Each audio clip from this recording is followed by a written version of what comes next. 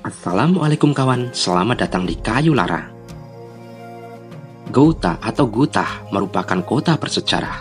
Tempat ini sempat disebut Rasulullah Shallallahu Alaihi Wasallam dalam sebuah hadis.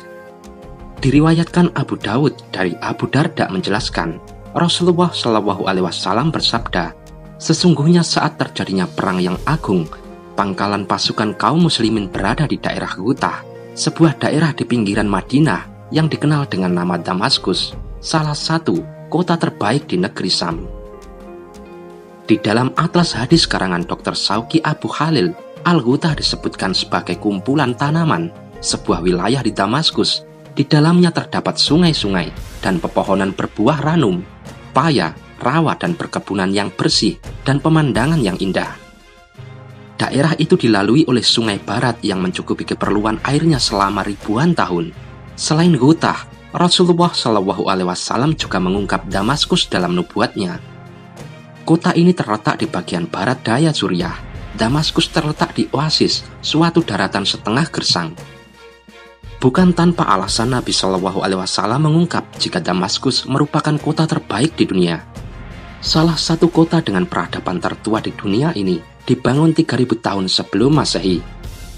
Kota ini menjadi pusat kebudayaan, pendidikan, ekonomi, perdagangan, dan politik Suriah. Damaskus pun menjadi pusat perdagangan penting di antara negara-negara Arab bagian timur. Sebelum Islam masuk, Damaskus menjadi kota penting, mencakup pusat kebudayaan dari berbagai kerajaan seperti Assyria, Yunani, Romawi hingga Bizantium. Pada 661 hingga 750 Masehi, Damaskus menjadi ibu kota pemerintahan dinasti Umayyah, generasi sahabat yang sempat menjabat sebagai gubernur Suriah. Pada masa Muawiyah bin Abi Sufyan, penduduk Suriah pada umumnya adalah Muslim dan mendapat pelajaran agama Islam langsung dari sahabat-sahabat Nabi Shallallahu Alaihi Wasallam. Dari Madinah, mereka diberi tugas oleh Khalifah Utsman bin Affan radhiyallahu anhu untuk mengajarkan agama Islam di sana. Saat dinasti Umayyah berdiri, pembebasan Islam kian meluas. Penyebaran Islam dan perluasan wilayah dilakukan hingga ke Afrika Utara, Spanyol, Asia Tengah, Persia, dan India. Saat dinasti Abbasiyah percaya, Damaskus pun menjadi bagian kekuasaannya. Pada abad ke-11 dan ke-12 Masehi, Damaskus menjadi pusat kegiatan Salahuddin Al-Ayyubi saat melawan tentara salib. Damaskus pun sempat ditaklukkan Mongolia pada tahun 1260 Masehi dan menjadi bagian dari kekuasaan Turki Utsmani pada tahun 1516 Masehi.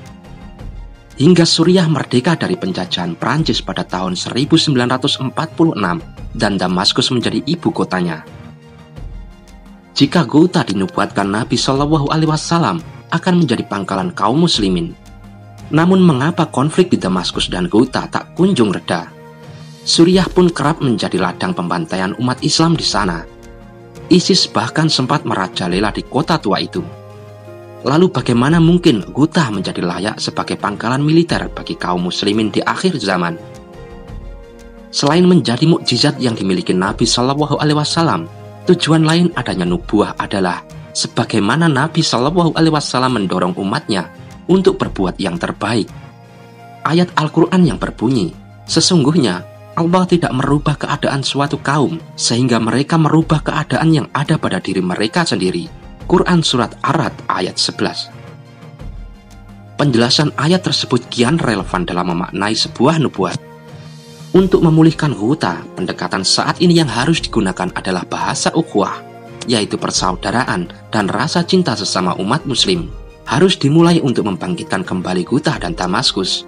Saatnya kaum muslimin di seluruh dunia tanggap dengan penderitaan kaum muslimin Suriah. Allahu a'lam bishawab.